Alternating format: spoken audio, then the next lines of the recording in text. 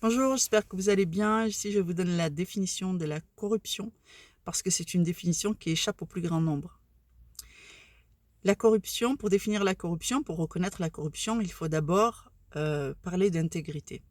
L'intégrité, c'est le fait de reconnaître que l'être humain est mu par la nécessité de se regrouper, d'établir un endroit, d'établir dans les relations la sécurité, et donc toute la base de la justice c'est le fondement de la justice.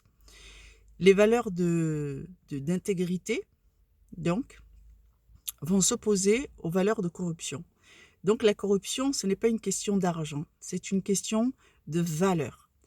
Si on décide de fermer les yeux sur les crimes qu'on voit, si on décide de fermer les yeux sur la corruption systémique, c'est-à-dire le système lui-même est corrompu et il crée de la corruption, eh bien, ce n'est pas une question d'argent. Il y a des gens qui n'ont pas d'argent et qui sont corrompus. Il y a des gens qui ont de l'argent et qui sont corrompus. Il y a des gens qui gagnent de l'argent sur la corruption et il y a des gens qui perdent de l'argent à cause de la corruption. Le fait d'être corrompu dit de vous que vous avez décidé de ne pas vous battre pour des valeurs fondamentales qui permettent de vivre ensemble et qui permettent la survie de notre communauté, de notre espèce, de notre pays et la survie finalement de nos valeurs.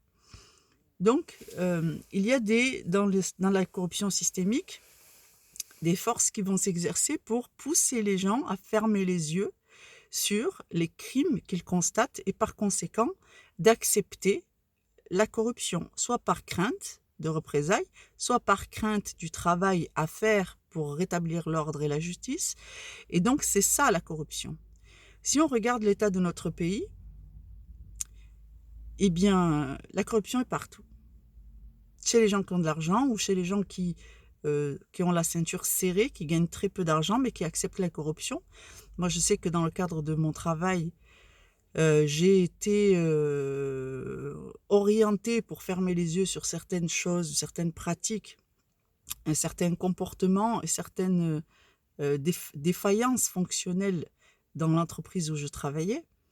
Et on m'avait exposé pas mal de contraintes en me disant que c'était une, la cause, en fait, c'était les contraintes qui s'exerçaient sur la boîte et les moyens qu'elle avait. Alors, le problème, c'est que au bout de la chaîne, c'est moi.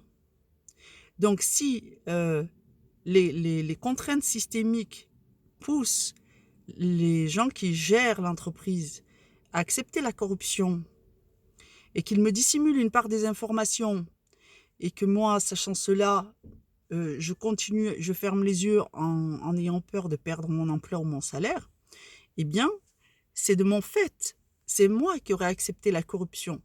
Et s'il me cache une part des choses, mais que j'apprends la réalité, j'ai le droit encore de réagir et de défendre mon intégrité. Donc, c'est cela, finalement, la question de est-ce que la corruption est partout? Quand vous voyez que tout le monde ferme les yeux ou espère que ça ne sera pas lui le prochain gigolo qu'on fait sauter, eh bien, c'est que tout le monde est corrompu. Donc, effectivement, il y a une pression énorme dans la société et c'est vraiment à toutes les échelles et c'est partout.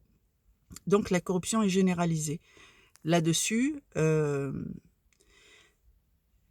pourquoi je fais cette définition? Alors, j'ai fait cette définition et je vous la donne aujourd'hui pour que les gens comprennent c'est quoi la corruption. Quand Dieu promet un châtiment terrible, une destruction sur ceux qui sont corrompus et qui font le mal, donc le beurre de Satan, et plutôt que de faire le beurre de Dieu, eh bien, effectivement, si on n'arrive pas à déterminer à quel moment de notre histoire ou de la prophétie nous sommes, eh bien, il y en a qui vont tomber des nues. Donc, il est peut-être temps de réagir. Posez-vous la question de savoir avec qui vous roulez. Est-ce que vous roulez avec nous, les serviteurs de Dieu, ceux qui ont la foi, ou ceux qui ont la foi au moins dans le fait que l'homme est mu par une énergie positive et pas par la destruction? Mettez-vous de notre côté, si le cœur vous en dit, et résistez. Parce que de toute façon, la récompense ne vaut rien sans l'effort. un bien vite acquis est un bien vite méprisé. Alors que quand on s'est battu pour quelque chose, on prend la mesure de sa valeur. Donc je vous souhaite vraiment de pouvoir prendre la mesure de ce qui vient d'être dit, de vous saisir de cette définition et d'essayer de vous analyser et d'analyser votre vie sous ce prisme, Inch'Allah, que vous triompherez de vous-même et que Dieu vous facilite. Salam alaikum wa rahmatullahi wa barakatuh.